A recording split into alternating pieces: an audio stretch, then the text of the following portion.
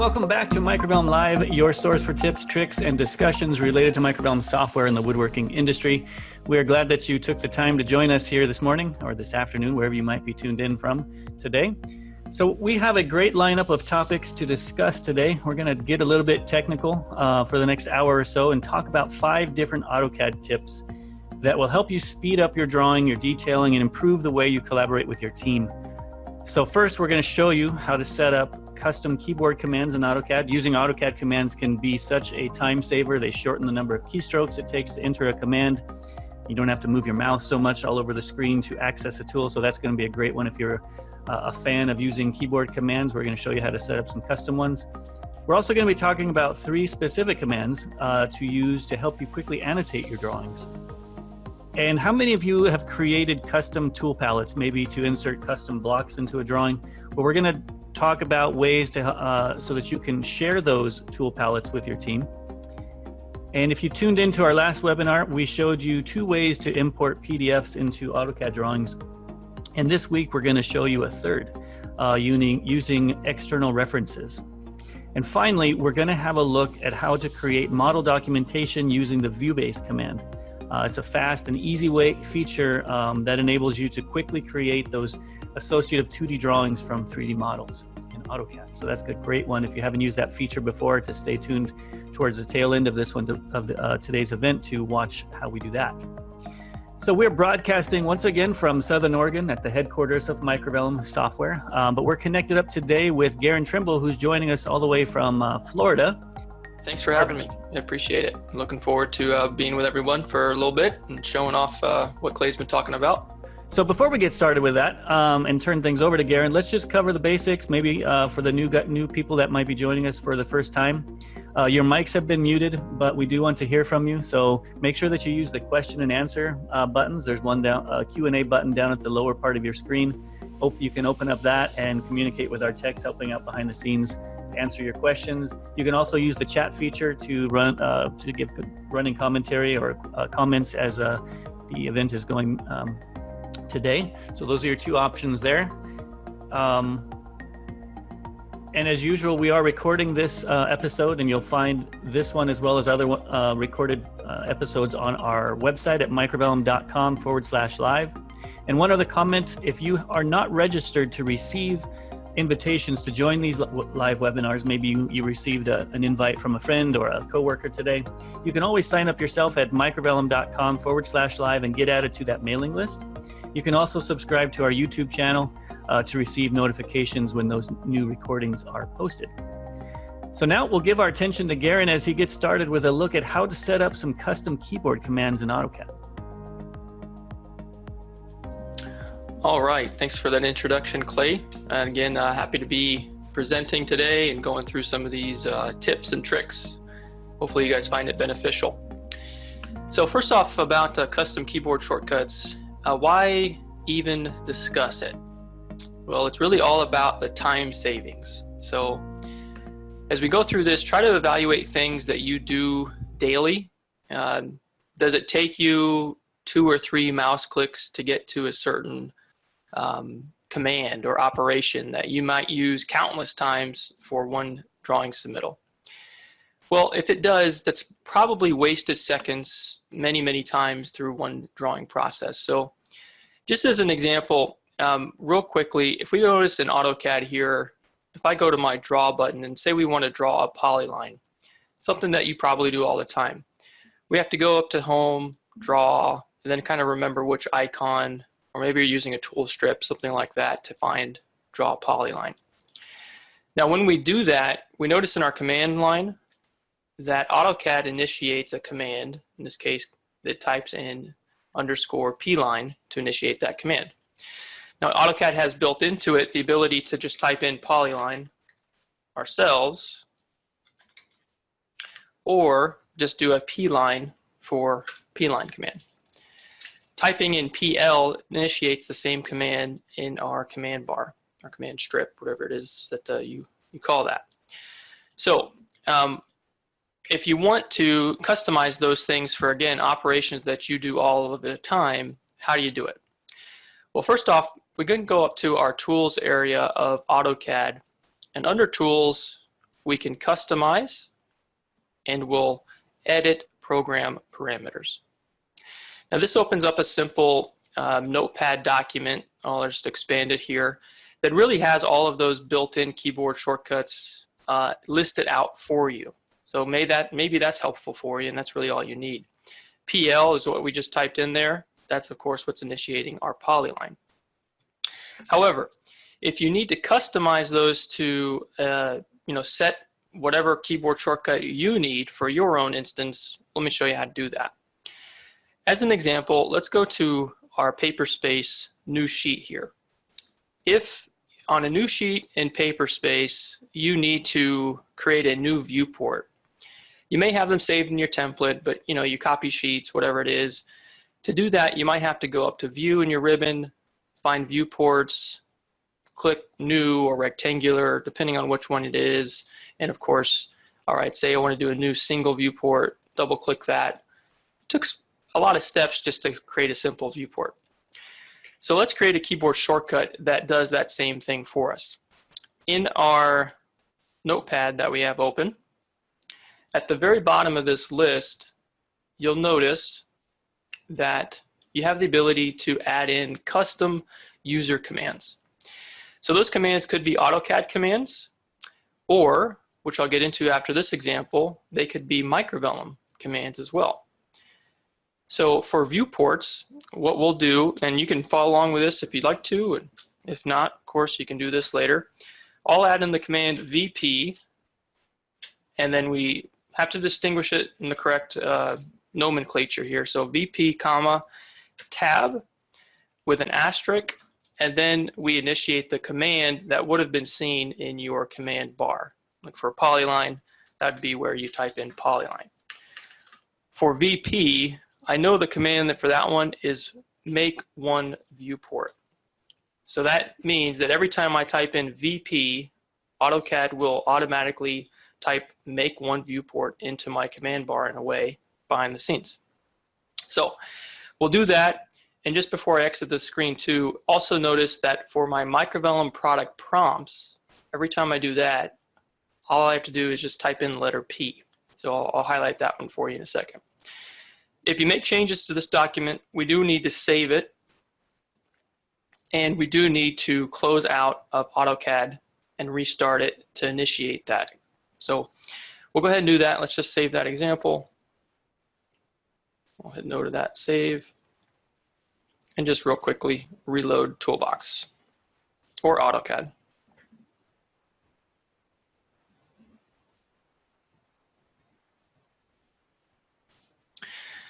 Now, as this is loading up, I have, of course, already created that project. So we'll open up that project real quick.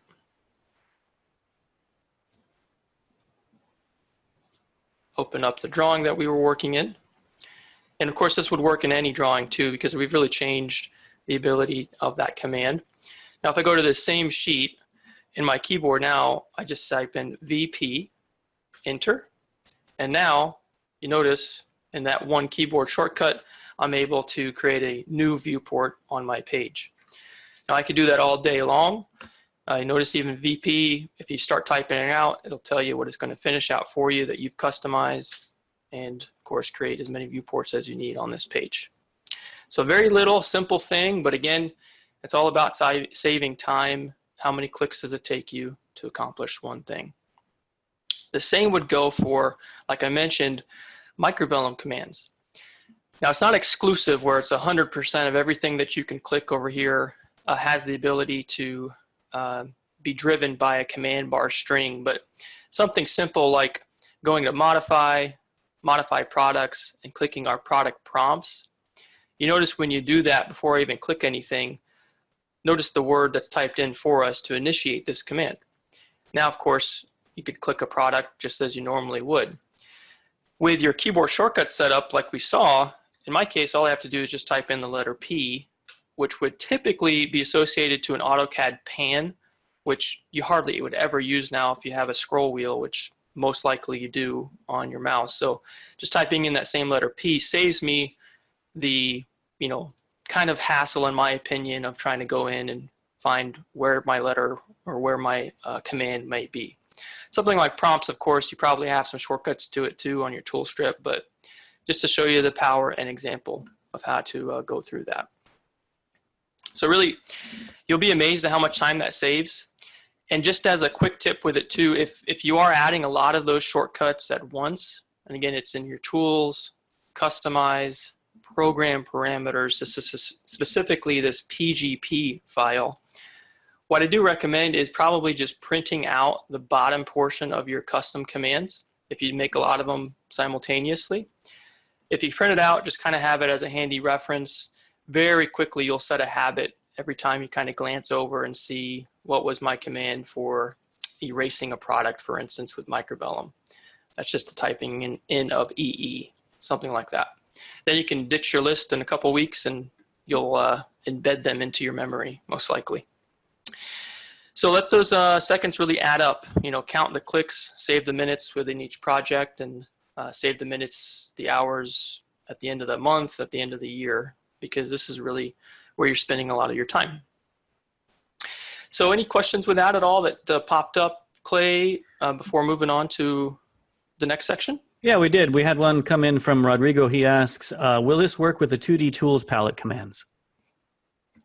I don't know exactly, but you know how you can tell with any command with Microvellum is anything that you click, and if that is on a 2D palette, like if I click redraw selected products here, if it types in at this window down below, very likely you can create the keyboard shortcut for that. Because if I wanted to type in this entire MV redraw selected products myself without finding that icon, I could initiate that same command. So again, it's not 100% for every single icon that you can initiate, but that's the test as to whether or not it would work. Right, good. Hopefully that answers your question, Rodrigo. We have another one that just came in from Linda. She asks, does it work with OEM or just full-blown AutoCAD? And it looks like you are using the OEM right now. Yeah, absolutely. Yeah, it works with both. So this is definitely 2019 OEM toolbox. So it's a good example of us being partners with Autodesk and what we're able to accomplish through that partnership in software. All right, great. I think that answers the questions, at least the ones that I see right now. So if there is any other questions related to this, you can chat them in there and we'll try to get an answer for you as we move on here to the next topic. All right, great. So as we move on to this and even kind of the rest of the presentation too, it's good just to highlight that really the goal in submittal drawings should be really to output the most accurate and the most detailed information that you require for your submittal, but in the fastest way possible. Now, as Microvellum educators though ourselves, we do see a lot of times that when your submittal gets down to kind of like the finer level of details aspect of things do kind of tend to really slow down if only basic AutoCAD functionality is utilized. So remember, as I go into this, that you really have AutoCAD here, the greatest design tool and submittal tool in the world at your fingertips when you're using Microvellum Toolbox.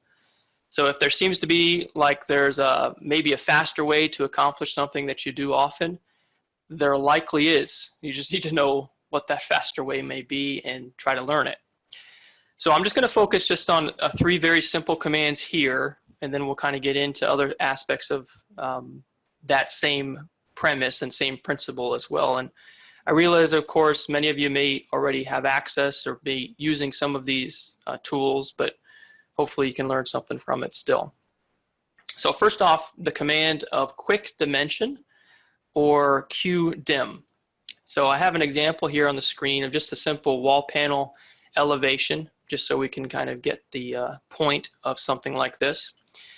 And in AutoCAD, we're going to go up to our annotate ribbon. We'll focus a little bit here on dimensioning. So within dimensioning, we're very common, I'm very familiar, I'm sure, with a simple linear dimension where you click 2 points and a dimension populates. Of course, we can do that in Microvellum tool too with a simple click over here to initiate that same command. Now, In this area, though, I would recommend you kind of poke around and see what else is available for dimensioning. But the one we're going to focus on now is quick dimension. So it's very simple. What it does is just allow you to either select one object like this, and I'll do that first. And then wherever my cursor, whatever side of that object my cursor is, the dimension will populate for us. So if I'm on the left side of this, it's going to go over there.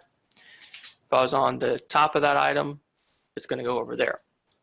So it saves me a couple, or in this case, really one click, right? Because I didn't have to do 2 points. The command can also be used, though, for multiple objects, which is really where you get more power from it and time savers. So if I click quick dimension here again, let's just go to the right side of this. And let's say I window this entire section of this elevation. Now if I hit enter, now I can populate multiple dimensions in one string simultaneously on whichever side of those objects I need them to be. So just a quick click right there. Now I have 1, 2, 3, 4, 5, 6, 7 dimensions all for me that are uniquely controlled. Nice and quick, honestly. If you prefer not a window selection too, and again, the keyboard shortcut for this, like we were talking about, is QDIM. If you prefer not to do that window, for whatever reason, you could also just select the items individually, these 4 panels, and then say, all right, there's where my dimension needs to be off of my objects. Now we have, multiple dimensions in that same string. It's helpful for sure. It's not exclusively used. Sometimes I see people doing it only instead of a linear dimension, but they both have their benefits. Just knowing kind of when you want to use which functionality is just helpful to have there. Okay. Kind of along the same lines is a next little tip here, dimension continue. So if we did this linear dimension here with Microvellum, just of a simple baseboard there, dimension continue, what it does is in the same area, this icon here, it continues the last used dimension. So clicking that point, it automatically knows what was the last point I clicked when I was dimensioning something. Now, I can continue that wherever I want. So maybe in this example, I don't want to dimension the reveal between the panel and the base, and I just want to go up to my panel.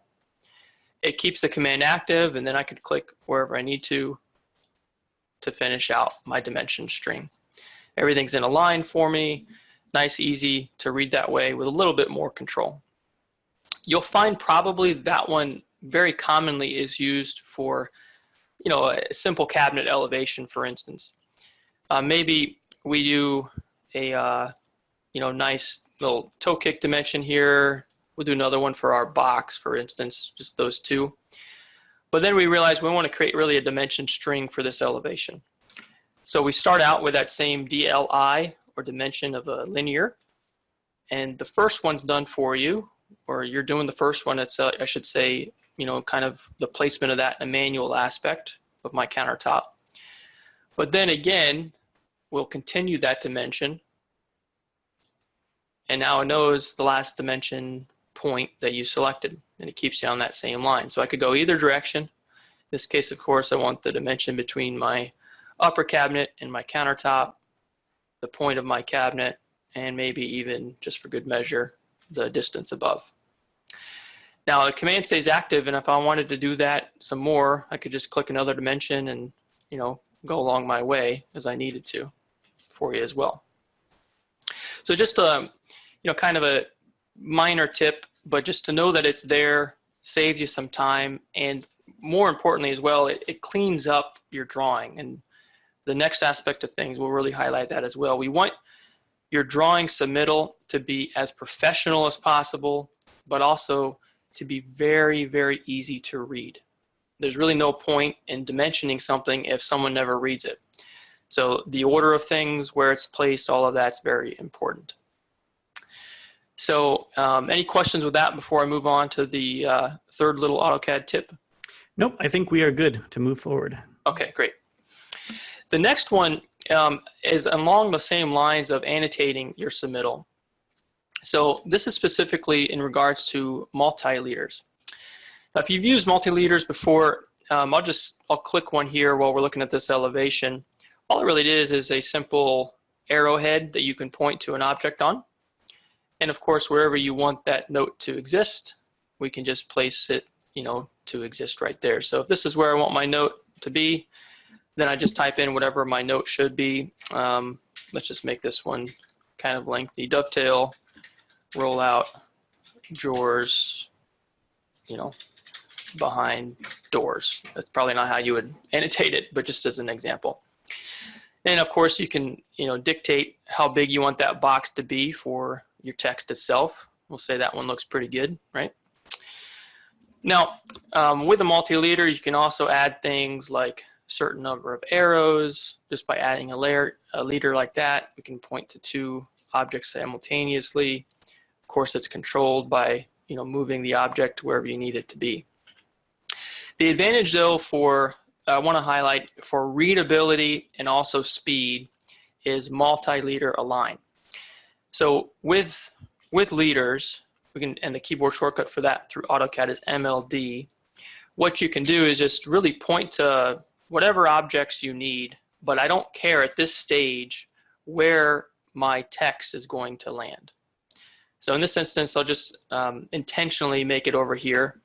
And as you're going through your typical drawing process, you really don't care about placement. Because something like this where you could maybe try to track up this note to the same location and then worry about how long is my text size, that's just tedious and takes an absurd amount of time for what you're trying to accomplish, in all honesty. So let me just add in some notes here and see, and let me show you rather what I mean by that. And we'll add another one. Let's say that one's splash. Add a note here.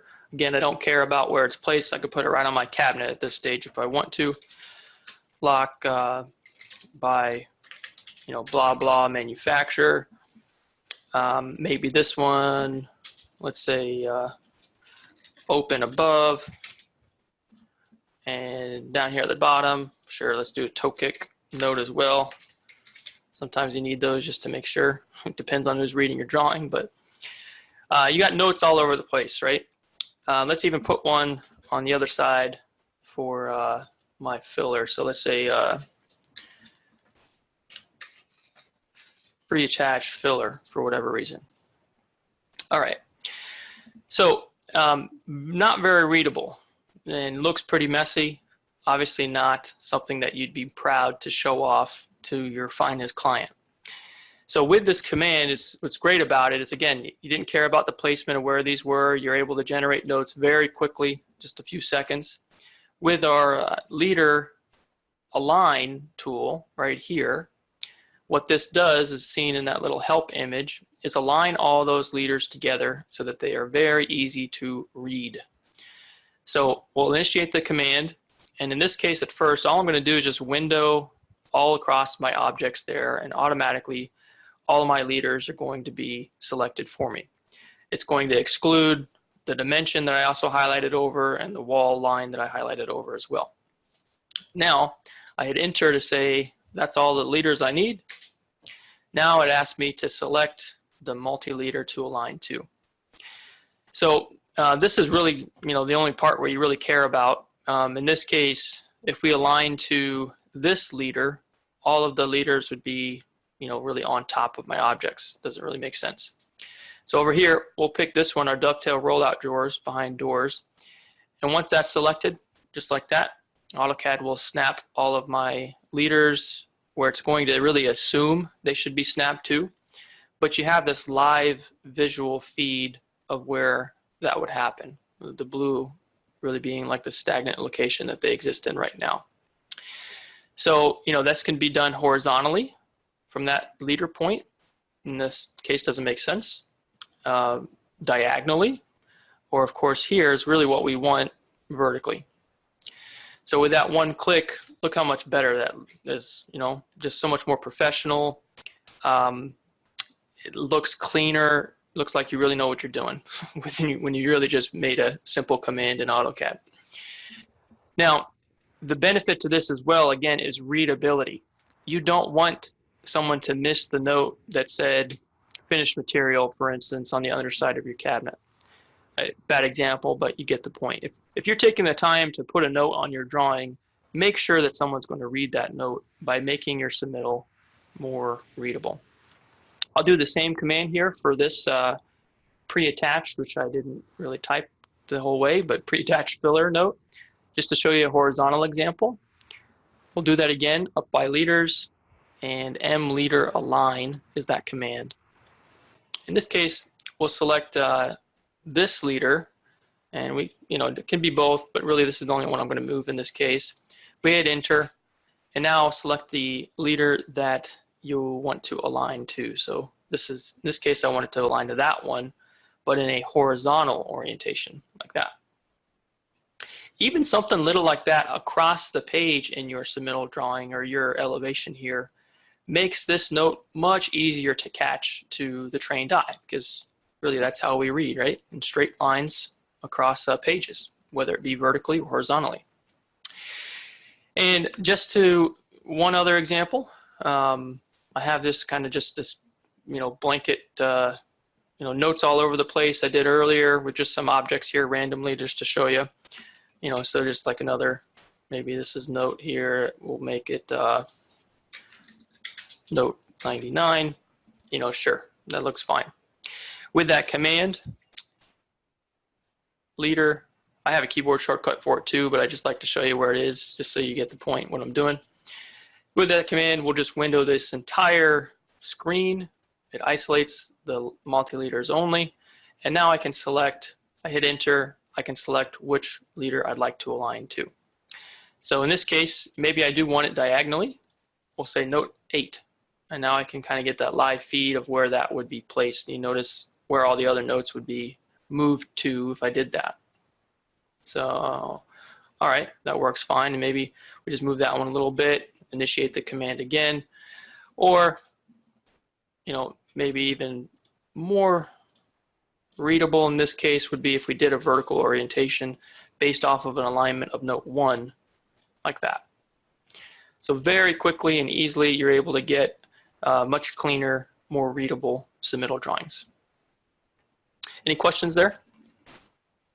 I think we're all caught up on that question. We did have one. I think we have somebody trying to follow along that was in your last piece that we talked about related to the viewport command.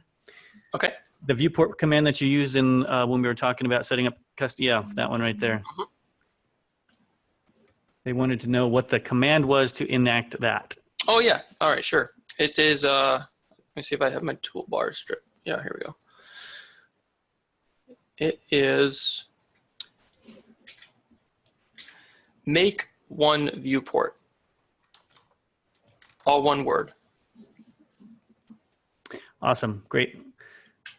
I think we're caught up on all the other questions so far, so looking good. Okay, great. When we're talking about annotating your drawings in general, even though it's not so much a tip and trick to this with AutoCAD, I do just want to highlight briefly that realize that Microvellum can automate a ton of this for you. Just a very fast example of this before I move on. In elevation, for instance, if you want, or if you find yourself rather, always adding a note to say lock right there. If you have to do that in each cabinet or in each scenario, make Microvellum automate it for you. You can do that definitely through simple data structure. So I'll just click here my product properties, and I'm going to go to my upper cabinet just to show you an example of that here together. You can do this whether it be in elevation, plan, or cross section. You can even control things, of course, with our dynamic images now that are really amazing what you can do.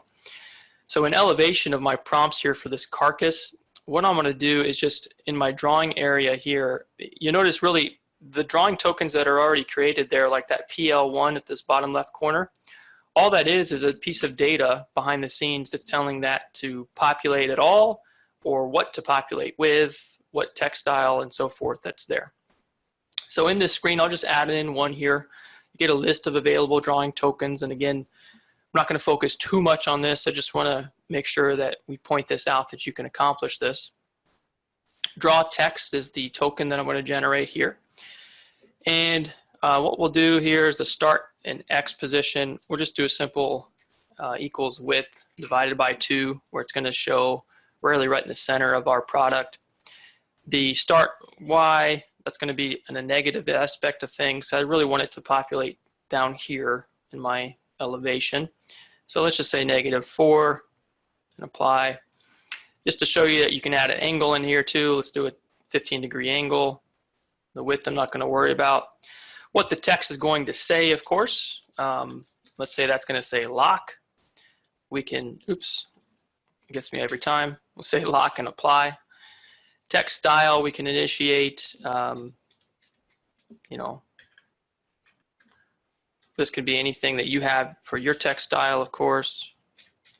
Text alignment if you need to. A help comment can be done.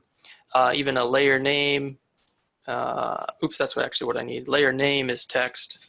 Apologize. And my text style, in my case, I use annotative,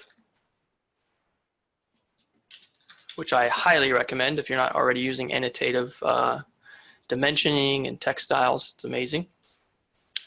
Topic for another day, though. So, okay, great. There's our little draw text here. And, of course, you can make it, you know, intelligent as well, in the sense of only populating maybe if you have a lock on your product. So we could do that by just a simple if statement. Maybe saying if your local prompt here for whether or not you have a locked door. If lock door is on or equals 1, then give me this draw text. If it's not on, comma 0. You know, just a simple if statement like that. And of course, you could find this local prompt in a number of ways. Paste name. Again, we don't want to get into too many of the details, but just to show you the capability here and really trying to automate what you do to speed things up and to get a better quality. So we'll do that. And let's save, close, and redraw this. I'll just save it to my current row for now and say, all right, great. Now we'll see a new elevation populate here for our product with our new text there that says lock on that weird 15-degree angle, just to kind of show you the capabilities of it. Now the control of it too is that, of course, if we go to our product prompts and we turn off that lock door, you've made it intelligent where it's going to no longer elevate with that annotation of lock for you as you need it.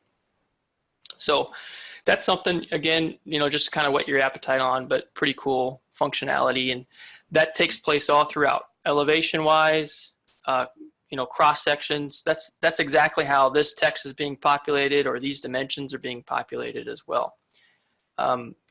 Adding in pieces of hardware, blocks to your sections. If you find yourself always doing that, then let Microvellum automate it for you. Let it accomplish it to save you that time. Okay. So just now moving on, how to organize tool palettes for shared use of AutoCAD blocks. So if you don't know kind of what that is, I would say I am very surprised by the number of times I'm online with a customer and I open up, or they open up their template drawing, and in their template drawing, it's a blank, which should be a blank slate. They have like hundreds of blocks in their template drawing space and model, or even on their paper pages, you know, a simple page like this, they have hundreds of title blocks and, you know, maybe in this case more like dozens of view tags, call outs, all that stuff. So they need them, of course, but it's so much more efficient and such a better method to take if you can organize that into AutoCAD tool palettes. So if you don't know what that is, again, it's up here at Tools and under Palettes, and works just like a Properties palette or like our ribbon that we have right now. It's called Tool Palettes. So kind of ironic that it's a palette named Tool Palettes, but you get the point. under here, I already have it open. This is my tool palettes. What it is just really an organized approach of your different AutoCAD blocks. So like we were talking about labels and paper space earlier, why not put all those labels into a nice unified approach in your tool palettes interface, where every time you need to use that break line or your detail label call out, you just pull it right out of your tool palette. What that does is, of course, for one, you greatly reduce the size of every single drawing you make in AutoCAD. Your DWG size reduces greatly. But it also allows you to control things in a much more unified approach.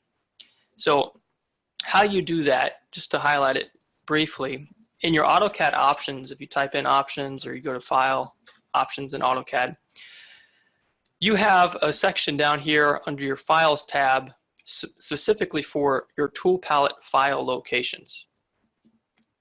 If you point to a certain location like this that's on a shared network location, which is key to shared use within the company, really you have the ability to even automatically populate these tabs the way that you want them to be named based off of your drawing files.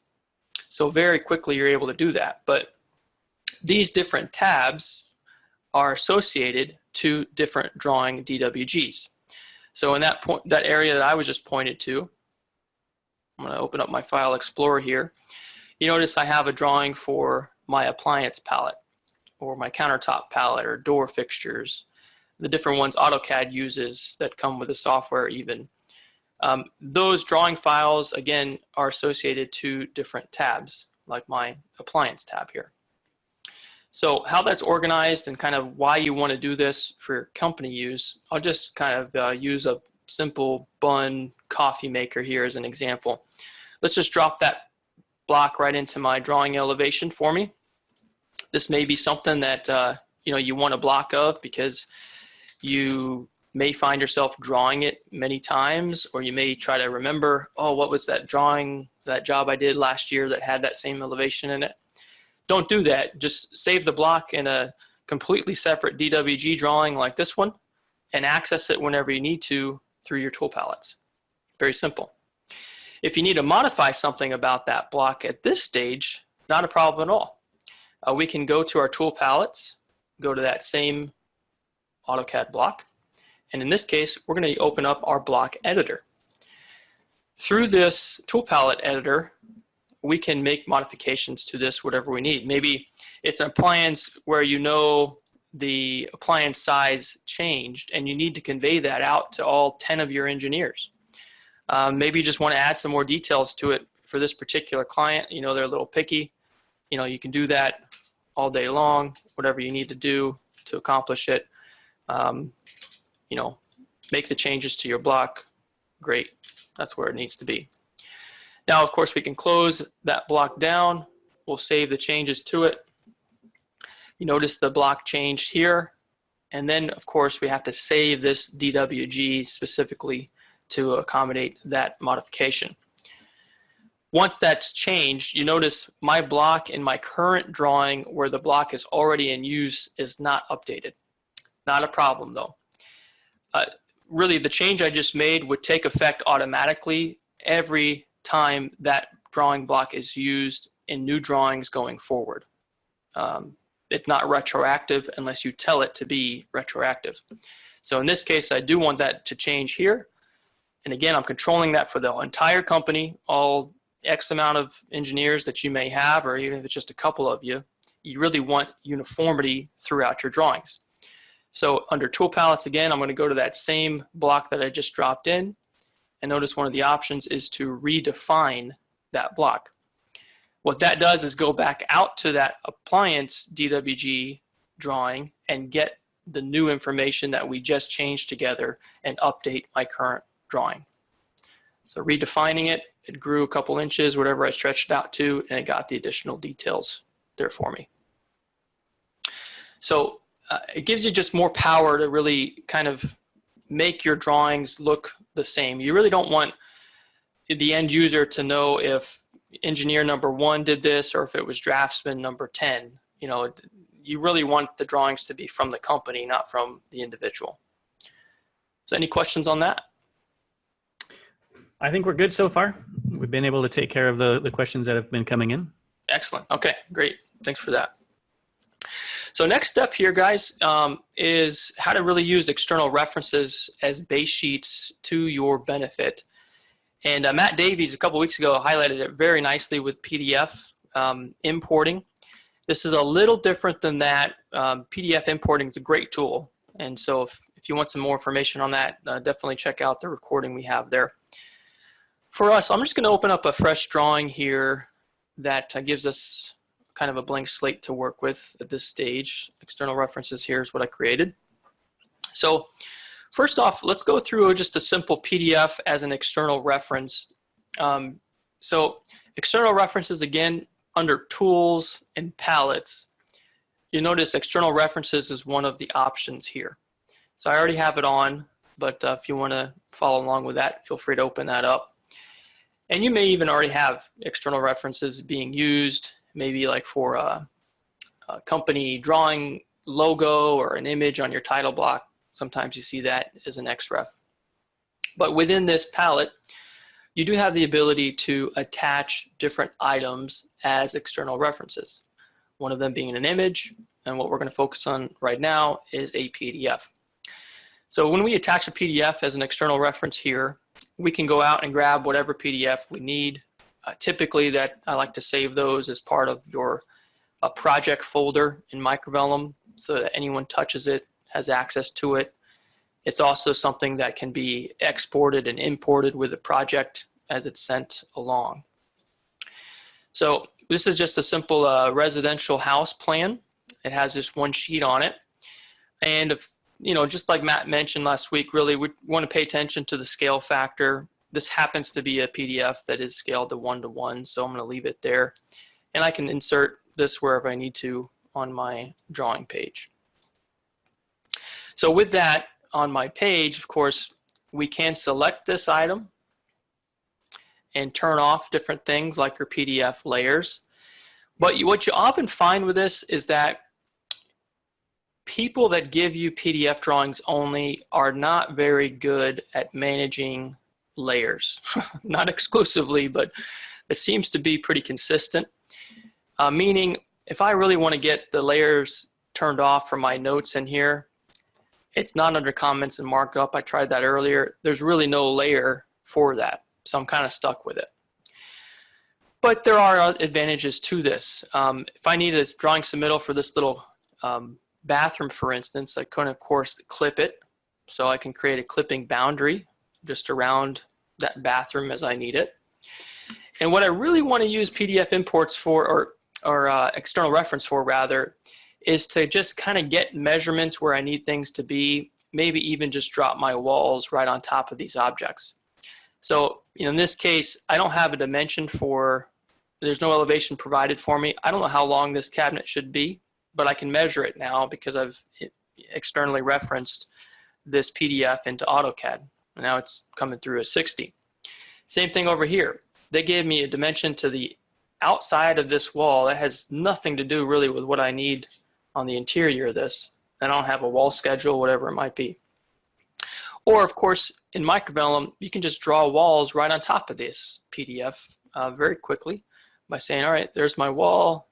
It's going to come over here, there, and I could go along this entire room if I needed to. Now I have the walls drawn just as I need them to be. I could say, all right, that's great. That's all I really need. Maybe take a line or two from my plumbing center, you know, whatever. That's not exact, but get the point here. Now I can turn this at any point I need to. I could really deactivate this PDF because I don't really want it to be part of my submittal drawing. So to do that, just go to external references here, right click the external reference and unload it. Now with that, of course, everything that I added to that drawing remains, but there's no visible PDF that will kind of, in this case, I don't really want that PDF to be part of my submittal drawing at all. I just wanted to get it for reference in this case. All right, so as an alternative though, anytime you can get a DWG from the architect that you're working with or contractor, whoever it might be. There are so many more benefits in that. So one of the options in external references is to attach a DWG. Sometimes I have people tell me, I've asked for it, the architect told me no. I beg you to try again and to give them reasons why you want it.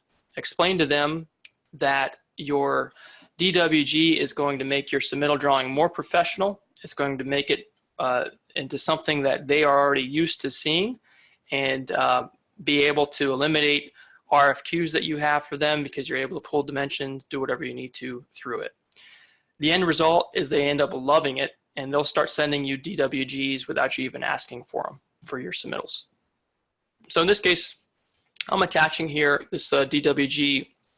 It's just a simple office building complex. We're not going to scale it because it's a DWG. It already has a one-to-one. Well, won't focus on too many of these details here, but we'll just kind of drop this into our model space environment as a reference.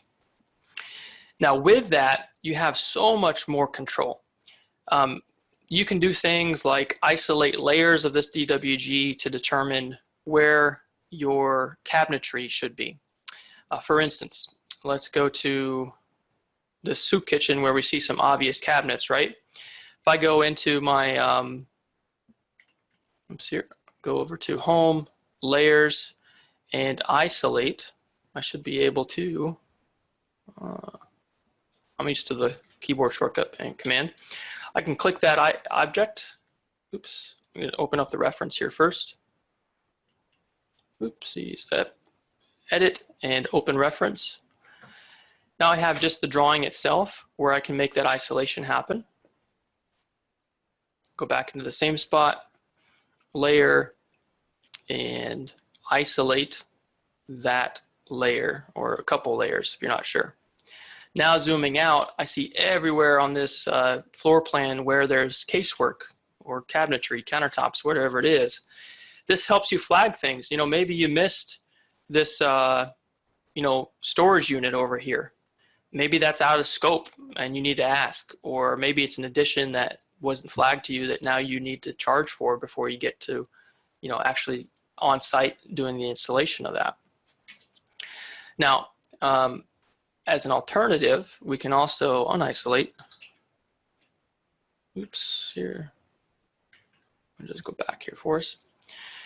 As an alternative, if we go back to our drawing here with our external references, it's very likely at this stage, say we're going to focus in on here on the casework for these different operatories. We want to get rid of a lot of these layers that we don't need. So what we can do with that is freeze those layers through this layer freeze command, and just click the layers that you no longer want. And get rid of the equipment, get rid of maybe the casework because you know where it is already. Oops. Get rid of, I got rid of the walls by accident there. There we go. Get rid of the notes, whatever you need. No longer need sinks or dash lines for my equipment. Great. I just really want to see my floor outline.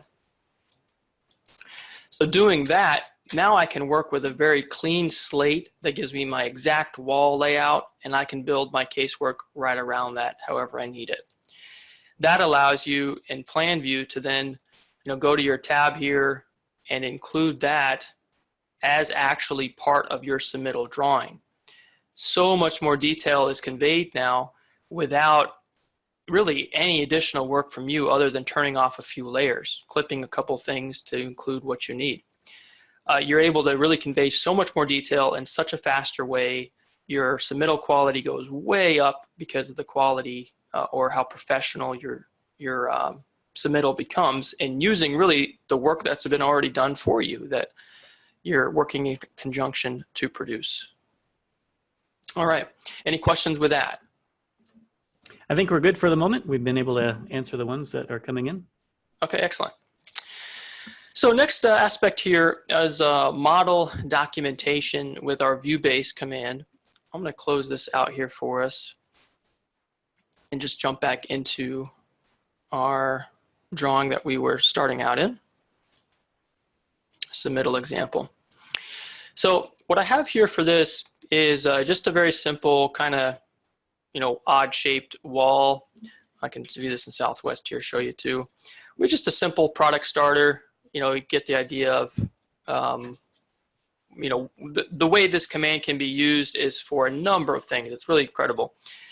You can use it for one product like that starter there. You could use it for an entire kitchen, entire room, entire house if you wanted to. It really just works off of 3D objects and very quickly can create or push out a detailed 2D and 3D submittal drawings for this little function. So we'll do that for this example here. Let me just switch back to 2D wireframe view and switch to a top view of our object here. So how we do this is we go to our view button and we do a view base. We'll do this from model space, of course, because we're working in model space right now. And this is really where we could click just one object, or in our case, I do want to include all the walls and this little window here that I have drawn to through Microvellum. And automatically it deselects any objects that are not 3D, like those dimensions there for us.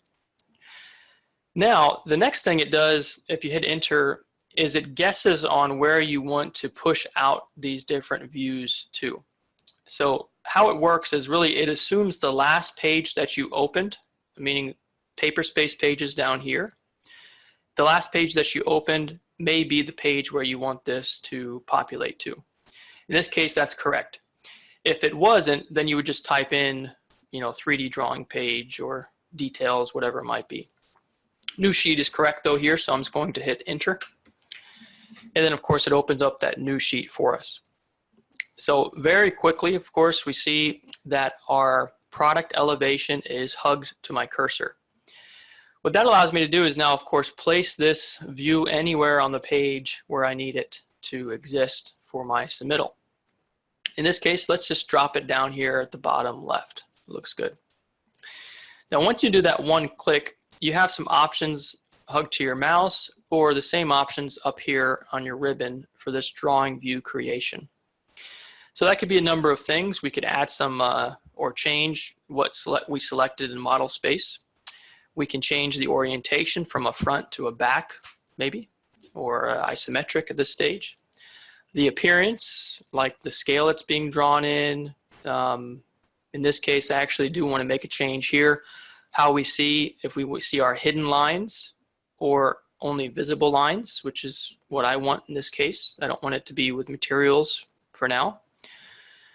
And maybe that's it. We don't need to move it. I like the place that it's at. We just hit enter to say, great, that's where I want that first view to be. Now, it allows you to, without me doing anything else, to drop in or push out an additional view based off where my cursor is. So in this case, obviously we're looking at a plan view here. If I move my cursor over to the top right from what this is called a parent object down here at the left, it would create an isometric, in this case, southeast view. So down here at the bottom right, that's more of like a side view, not necessarily section at this point, but side view. So let's place that one there with just a simple click. It stays active for me with as many views as I need to push out. All right, great. That's my plan view. I like it. And of course, if I wanted an opposite view over there, I could do that too, but that's great. That's all I really need for now. I hit enter and the command completes itself. Now, to get to a finer level of detail, the tool allows you to really do a lot. In this case, I'm going to expand this scale up to 3/8. I'm going to go into my elevation here. With the elevation selected, I can create an additional view, whether that be an additional projected view like the ones we already have, or in this case, I really want to create a section view of my object. So I can create section there, zoom into my elevation, and maybe I want to section right through that weird pigeonhole insert, right? I just click the 2 points where I want that section to be taken from. Automatically, it's assigning the letter A as a section call out distinction. And I could go with more clicks here but I'm just going to say, yep, that's it. Hit enter. That's all I need.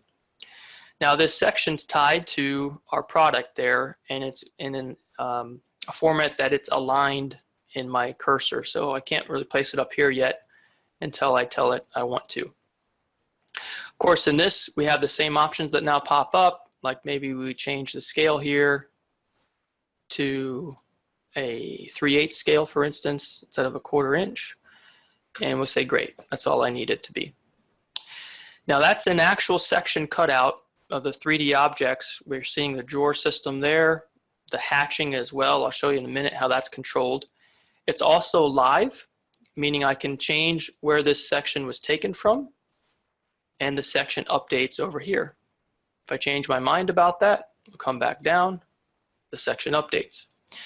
The scale is automatically populated for you as a field, meaning if the scale changes, that scale updates. An additional aspect to this, let's create a detail view of this countertop edge. We select the object. One of the options you saw here under create views was create a detail. In a very fast way, then I can just say, hey, that's the detail I need. I need it to be an exploded view of that portion. You know, let's just grab the handle or a portion of the handle there just as an example. It's intelligent enough to know that letter B is the next on the page automatically. And now I can drag this detail view out wherever I need it to be, something like there, just fine. In this case, of course, I am going to want to increase the scale of that detail view. Let's go all the way up to something like 3 inch to a foot. Now, just like that, with a simple, command, I'm able to get an exploded detail view. The scale updates for me. You can notice I can change the scale to something like 6 inch even.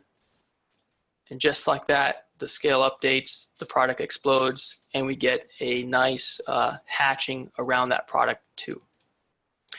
Pretty awesome command, honestly, for very quickly detailing out your drawings. Now, how you can control some of that, it's nice to focus on. So if, for instance, if you're following along with me on that and your text is way big or just a different style in general, absolutely you can control that. If you prefer not to have a dashed line here and a solid line, you can control it. Notice here, just to show you the differences, my letter A in this scenario is different than that as far as which layer it's on. How you do those things is manage them through your different view section and detail view styles. So right into that same area of under view, you can click this button right here that is a section view style manager. So I won't get into a ton of detail here, but you can modify this in a great way. You can modify the hatching used for different materials using the same patterns that you have access to in AutoCAD and Microvellum. You can control the hatching scale, the label text style, the cutting plane, the size of the arrow, for instance, whether or not you want the arrow to be closed, very much like managing a multi-leader style or dimension style. The same would go, of course, for your detail style. So if by default, maybe you want your detail style to have a jagged edge on it, that's just a simple change here and then saving it to your drawing template. A jagged edge would look something like this here. You can edit that view, and instead of a smooth line with a connection, we could switch to a jagged edge, and maybe even an appearance too, just to show you some differences. We could do a shaded with visible lines. Now we have a jagged edge that's represented by that exploded view with actual kind of, more realistic materials in use.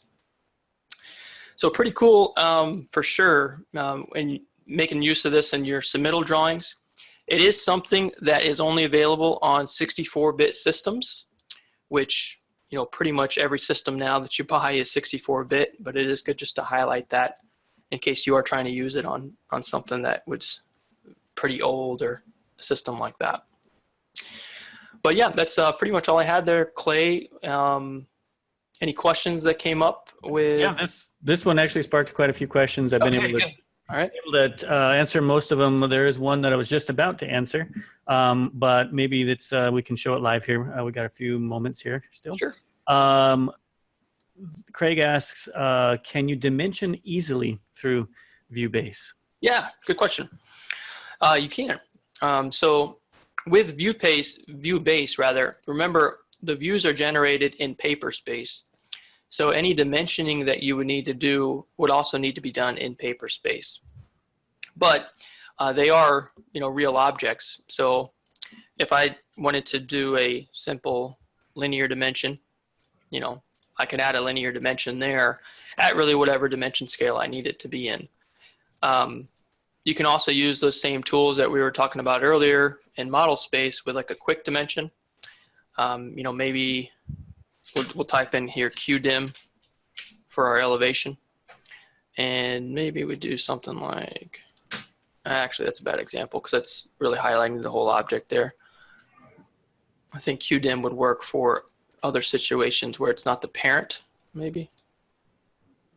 But yeah, either way, adding in dimensions, not a problem. It's just that it has to be done in your paper space, not model space like you may be used to already. Same thing would go for additional notes. MLD, we can add additional leader here for whatever note you need. And those same commands should be working here for you too. Blah note. Again, I don't care about how far away that is placed. ABC note. I can use that same MLA multi-leader command, or align command rather, to align these leaders to each other, just through that aspect of it. That makes sense? Yep, I think that answers the question nicely. Okay. All right, great. Anything else there come on then? I don't think so, but there is one. I mean, we've talked about a lot today about features and tools that you would use to create submittal drawings. But what about the workflow? That question comes up quite a bit as to what is Microvellum's preferred workflow or recommended workflow for creating a submittal. We've got just a few minutes. We are a little bit over, but I think that would be a good kind of cherry on top of this whole presentation today to talk about that workflow. Yeah, I do like talking about that too. So two things that I commonly stress and try to teach. One is when it comes to creating a submittal, we're talking about here workflow, one of them would be to kind of finish out each aspect of your workflow. And what I mean by that, I'll explain in a second. And then two would be to really work yourself down to a finer level of detail. So what I mean by that is in plan view here, probably this is where you're going to start, of course, with dropping in your Microvellum products. Completely drop in all your Microvellum products in plan view before you elevate that wall, and definitely before you start sectioning your products. The reason being is that you may find something in this first aspect that needs to be modified in that design that you don't really want to waste time on changing notes or dimensions that you've already drawn in elevation or section. So, draw out this entire, and actually our grid system is a good example of that too. Maybe that would help explain it. Start in plan view and then systematically work yourself over elevation view where you're really just dropping in your products. Don't dimension or annotate your drawing yet. Just drop in your products, look at it in elevation and see, okay, great, that's the design I want. Make sure that you remember to put in 2 rollouts down here, or remember that you have locks on your products even before you draw a cross section that may have that lock shown in it, or shows you the rollouts over here. All you're trying to really do is eliminate any possible duplication in your workflow. The same would go for your detailing of that drawing. Come back after that process is done and then start doing your dimensioning in plan view.